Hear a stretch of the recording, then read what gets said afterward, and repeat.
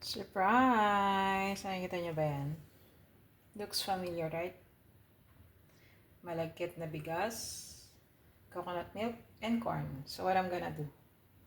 I'll make ginataang mais. It's 6:45 pero ngayon ko lang naisipang magluto ng meal ko for today, Tuesday. I just drank 2 servings of coffee. 1 hot, 1 cold. So come on, let's cook. It's boiling. Lagay na natin to. Yung gata.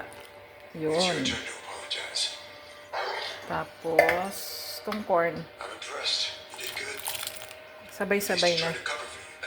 Tingnan nyo. Wow! Ang gata, no? Kaya lang parang 1 corn is not enough. I'll add 1 more. Buti na lang.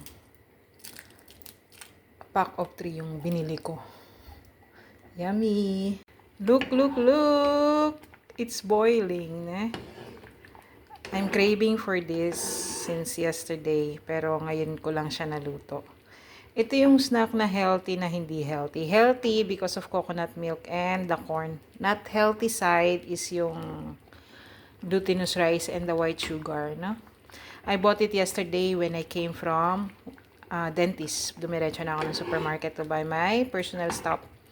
Tapos, I bought na rin some fruits for me kasi hindi nakabili si Amo. Puro veggies lang yung nabili niya. Kailangan meron akong fruit. Kasi we're aging. So, that's it. I think 5 minutes more and then it's done. It's too much, no? Kaya lang, wala naman kasi akong kasama dito. Tsaka yung neighbor kong Pilipina. She's in the Philippines. So, that's it. My meal for today. OMAD na naman ako. 1 meal a day. Yummy. Ang sarap.